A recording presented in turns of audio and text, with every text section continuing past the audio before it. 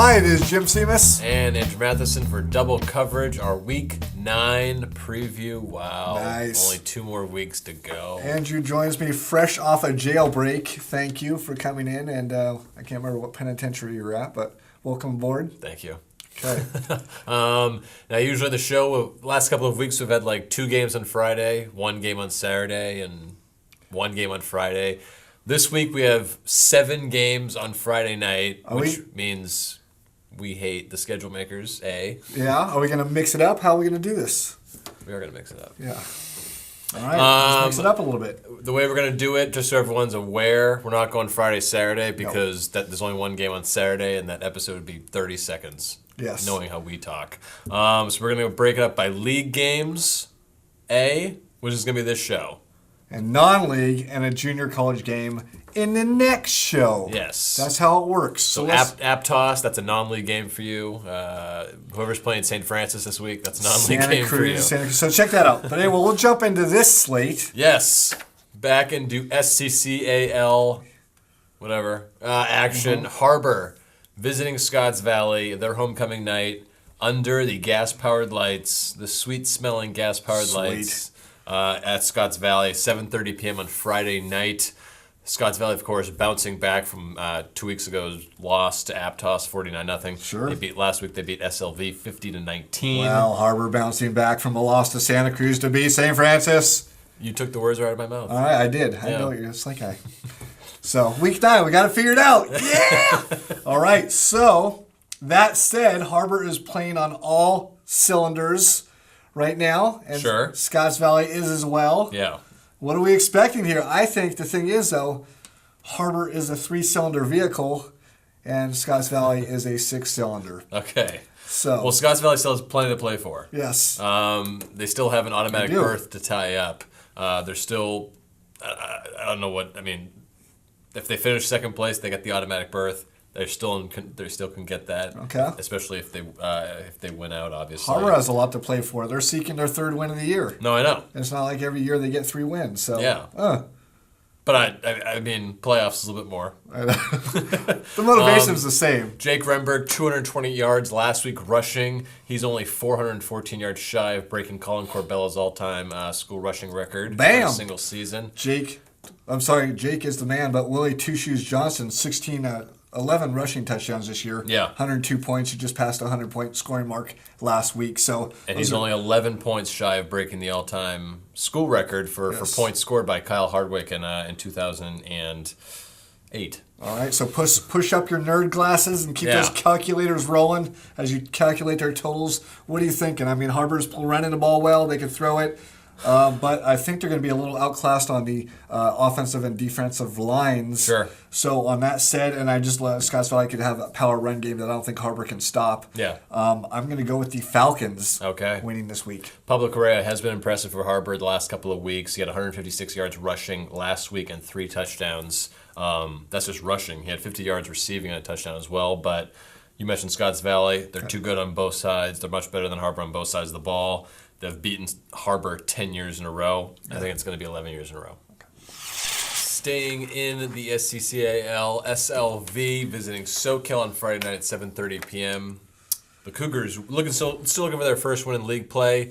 The Knights still making that playoff push. Sure. Unlikely they'll get an automatic bid, but they're still very much in the thick of things for an at-large bid. Sure. I mean, they're 4-4 right now. If they close the season at 6-4, who knows? But it's a B League, not looking good. But hey, you finish with 2 straight wins. B League usually gets 1 at large. Usually, not a guarantee though. It's not a guarantee. It's not a guarantee. I don't like those odds. But what happened last year was C League, wasn't it? Well, I'm just saying. Just listen. Totally different league.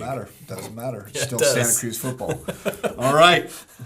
You a stock market guy? Sure. Okay. Buy. Sell. There you go. I'm buying the Knights this week. Okay. I own you, Knights. 2 wins. See if you follow the trend here. 2 wins to open the season.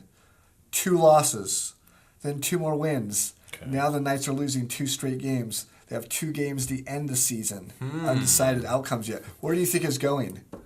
I mean, they play SLV and Harbor on the road to end it. This is a pretty good SoCal team. I mean, they're favored at the very least. They are favored both games. Yeah.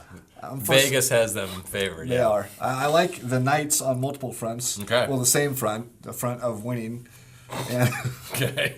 the Knights love to run the ball. They play some good defense, have some numbers on their side. Yeah, sure, they're coming off 2 losses, but to Aptos and Scotts Valley, the top 2 teams in the area. Yeah. So, okay, what does SLV have going for it right now? They're passing the ball. They are pretty passing well. the ball. Yeah. It was very much an improved effort from Isaac Newberry last week. Yeah, 212 yards. Second time this season he's eclipsed 200 yards. Hit Jordan Peabody, hit Lucas Trader, hit Shaden Pius for touchdown receptions. Yes. 6 points in the previous 2 games. They got 19 last week. They got the offense going a little bit. A little bit. Very much improved play on the offensive line and the wide receivers. Yeah. So, but they're probably not going to have Patrick Primo, one of their top receivers, the top receiver for them. But yeah, Isaac's playing well, and they look like they're getting a little bit better on defense. Okay. But I just don't think they have the offensive firepower to hang in with a Knights team that controls the clock. Yeah. And is probably going to put up 28 to 35 points, probably. Yeah. So. And going to run the ball 90% of the time. Exactly. Which was a problem with SLV the past couple of weeks. 667 rushing yards the last 2 games they've surrendered. SoCal runs the ball 88% of the time. Yeah.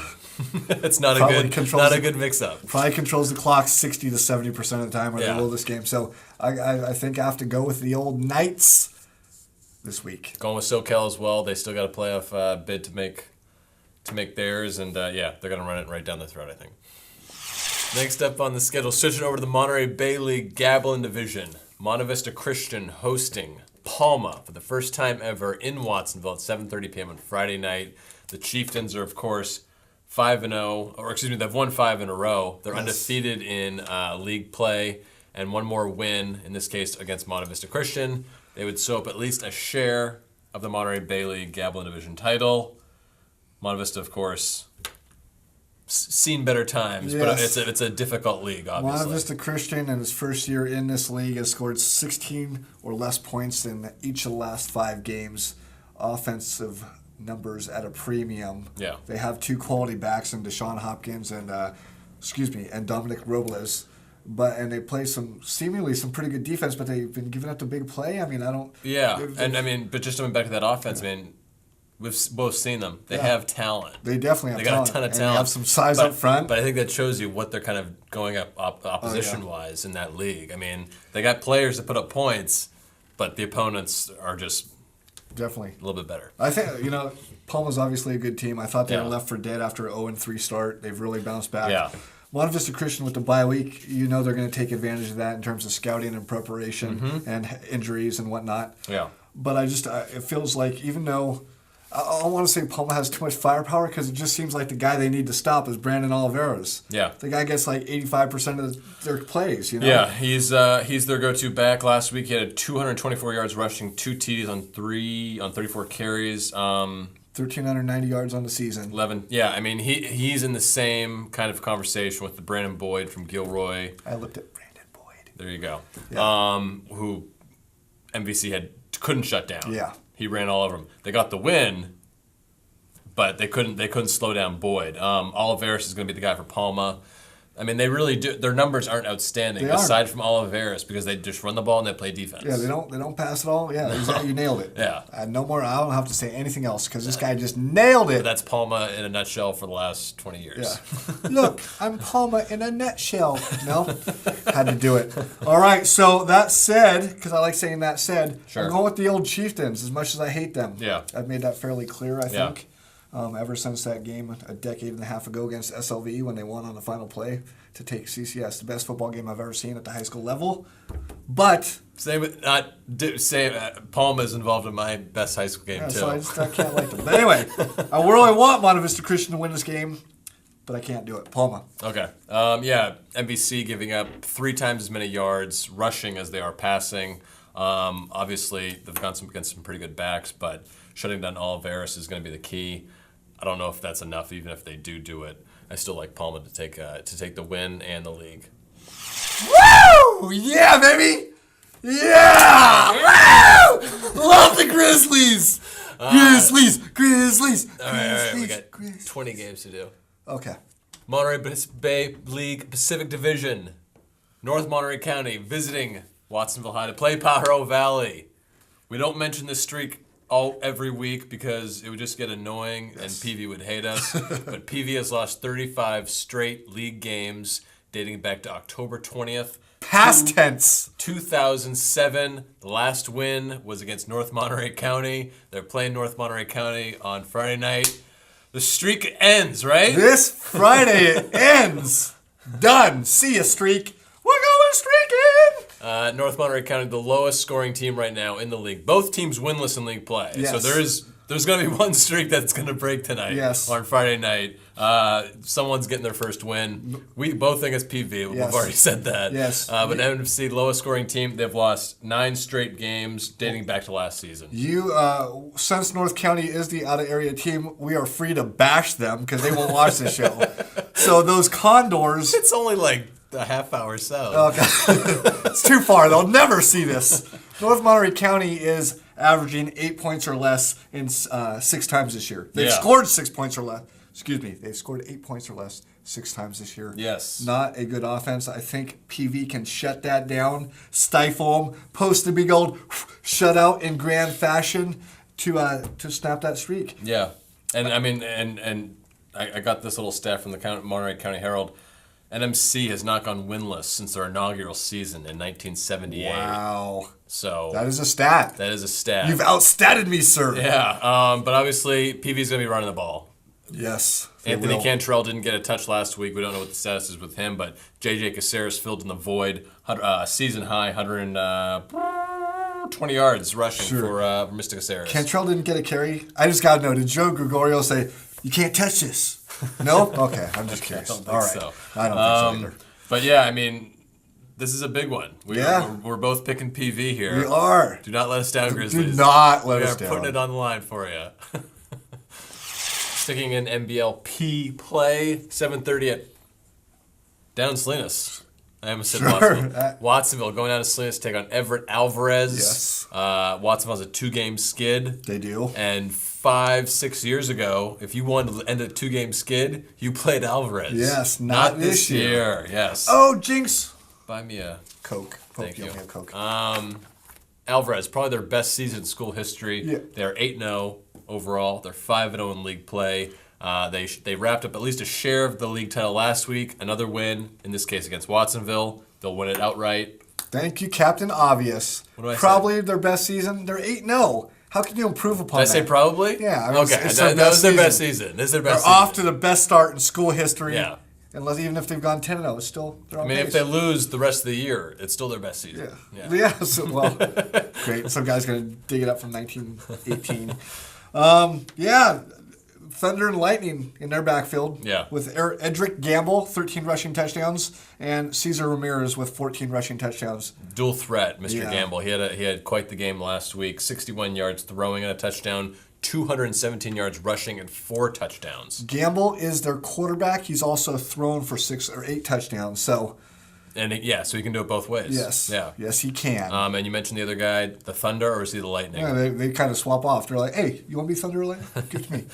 Cesar Ramirez, last week alone, 213 yards rushing, 3 touchdowns. They really took it to Gilroy, 64-25, and Gilroy has been competitive all season. I know they lost Brandon Boyd at some point in the second half, and he was kind of limited to 98 yards, his season low, which obviously had an effect on the final score. But Alvarez put up 40 points in that second quarter, which I don't think I've ever seen a team do. 40 points in one quarter. They can score. And Watsonville doesn't have the offense, a quick strike offense. Yeah. They have kind of a power back type offense with Alex Azevedo and Alexis Munoz. Last week, when they lost big, the Wildcats did, and they passed for 1 yard. Yeah. So I don't know. I mean, their starting quarterback's injured. So you mentioned the offense. They have struggled to put up points since Nick Carrillo has gone down with an injury. Yeah. And he hasn't returned to the lineup just yet. They moved in Marvin Scott. Marvin Scott was moved out to, I think, another position last week, and they tried some different things, trying to maybe kickstart the offense. But they are relying on the running game. Yes. Munoz, Azevedo. They've been doing a solid job, but trying to keep up with some of these teams that can put up 50 points against you is going to be difficult because they're not going to be able to put up 50 points right now. I said earlier this season, I thought at that point that I thought Watsonville was a good team that swarms to the ball. Yeah. Granted, they had been lit up by a couple teams, but I mean, I like their effort and their hustle, but I just don't know if they have the bodies to shut down this 1-2 punch. For Alvarez. So I'm going to go with Alvarez improving to 9-0. Yeah, I'm going to go with Alvarez as well. Like I said, another win for them will wrap up the league title for them. I'm sure that's in their sights. That does it for this week's episode. No, it's not our Friday edition. I just said it. Nope. If you didn't see the beginning of the show They did. and just decided to watch the end, we're doing a little bit differently, of course. 3 more games will be in the other edition of double coverage for this week, including St. Francis, Aptos, and Cabrillo. Check them out in that other edition. And if you're a first-time watcher, this is where we do our shameless plugs for where to check us out everywhere. Pretty much tout.com. Twitter.com. Twitter.com. Keep going. Facebook.com. Yeah. And SantaCruzSentinel.com. And also 2hunks.com. Don't look that up. Do not look that up. Kids, do not go to that site. Do not Google that. I'm just kidding. Please. That was just a joke. All right. So now, SantaCruzSentinel.com is what we say. // // Oh.